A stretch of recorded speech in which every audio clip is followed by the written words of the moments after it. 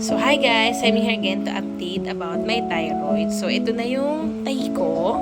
5 months post-op na ako. So, nakapag-REI din ako and I'm here to answer the question of Mistress Maria. So, sabi niya, hello po ma'am.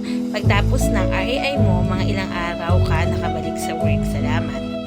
So, yung RAI ko is 7 days kasi siya. So, 2 days sa hospital and 5 days doon sa Airbnb na nirent ko kasi doon ako nag-isolate since we don't have separate rooms or extra room na para mag-isolate ako.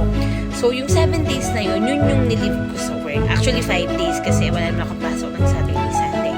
Then, right after ng 7 days na yun, ika-8 days, pumasok na rin ako sa work. So, yun din naman yung advice sa doktor ko na pwede na akong pumasok and makihalubilo sa mga tao. Meron naman siyang binigay na medical certificate na physically fit to work na ako right after the 7 days isolation from RAI. So, doon naman sa operation ko, almost 3 weeks akong naka-leave sa work. Then, after that, nung sabi ng doktor na pwede naman na daw akong pumasok sa work, binigyan niya na ako ng physically fit to work para makapasok sa trabaho. Pero syempre, nandun pa rin yung pag-iingat kasi hindi pa ganoon ka-healed yung sugat, lalo na yung sa loob. So, papakita ko sa inyo yung itsura ko nung actually, ika-6 days ata ko to, ika-7 days ng radiation ko, kung gaano ako kamaga nung hindi pa ako nag-levothyroxine. So, here's my face. 7 days RAI isolation ko ata o 6 days. Grabe yung maga nung leeg ko dyan, tsaka yung mukha ko. Pati mata ko actually na magana. Kasi nga, kakainom ko pa lang yan ng levothyroxine. Nag-start pa lang ako kasi after radiation, tsaka ka pa lang nila bibigyan ng levothyroxine. So, hindi pa kasi nagno-normal yung thyroid function ko niyan. Which is the TSH, hindi pa siya nagno-normal. Kaya ganyan pa itsura ko. Tapos, nandun pa rin yung mga pangangawit ko, hingal ko, antukin ako. So, siguro after a week, after radiation, after a week ng pag-inom ko ng levothyroxine, tsaka ko lang nararamdaman na hindi na ako nangangawit, hindi na ako masyadong hinihingal, hindi na rin ako yung talagang masandal lang tulog. So, ngayon, here's my 5 months post-op. Yung tahi ko, ayan na siya. Hindi na rin ganun kahalata. In-stop ko na rin yung cream na nilalagay ko dyan kasi pinaubos lang sa akin talaga yung tube. So, ang balik ko sa doctor ko, sa nuclear doctor ko is November.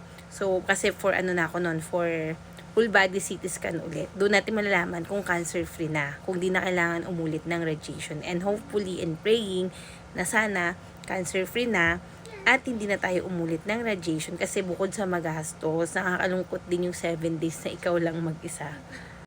So, meron akong mga video diyan na iba. Kung may mga nagtanong kasi kung magkano yung nagastos ko sa operation and dun sa RAI ko. So, meron na akong video na pinost dyan.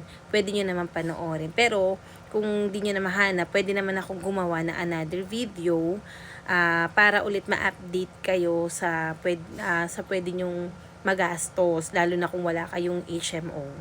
So, update naman sa health ko ngayon, normal na yung thyroid function ko, hindi pa rin binawasan yung levothyroxine ko, 100 mcg pa din, hindi na binabaan kasi since nakita doong nag-normal, siguro iba talaga pagka hypothyroidism or hyper, iba doon sa pag natanggalan ka na talaga ng thyroid. So, living a normal life naman na, hindi na ako hinihingal, wala na rin yung pangangawit, wala na rin yung pamamaga. So, pero syempre, nandun na yung nag-iingat ka sa kinakain mo, healthy lifestyle na, exercise, para hindi tumaas yung timbang. And, ayun, vitamins talaga. Ako nagba-vitamins na ako. Yung calcium ko, in-stay na siya ng doktor ko. Kasi napapansin ko, minsan nakakalimutan kong uminom ng calcium. Pero, pag nakakalimutan ko siya, in 3 days, 4 days, iba na, parang nararamdaman ko na naman yung parang nangangawit yung katawan ko. So, ngayon, di ko na talaga siya ini-escape. So, kung meron kayong nararamdaman na bukol sa leeg nyo or parang may nakadagan, magpa-check up agad kayo sa endocrinology or ENT para mabigyan kayo ng ultrasound, mapa-ultrasound agad, mapa-biopsy agad. Sabi nga nila, prevention is better than cure.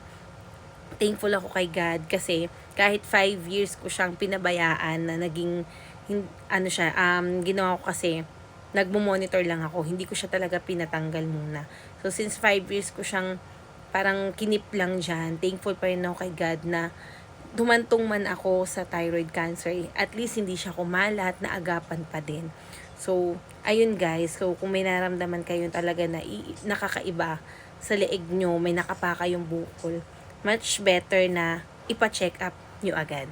So, yun lang, mag-update din ako sa ibang mga questions natin para at least na-update kayo and na-aware din kayo kung ano yung dapat nyong gawin before and after the operation and the RAI. So, sa mga katulad ko na may thyroid cancer and naka-experience na ng operations and RAI, laban lang tayo and always pray to God.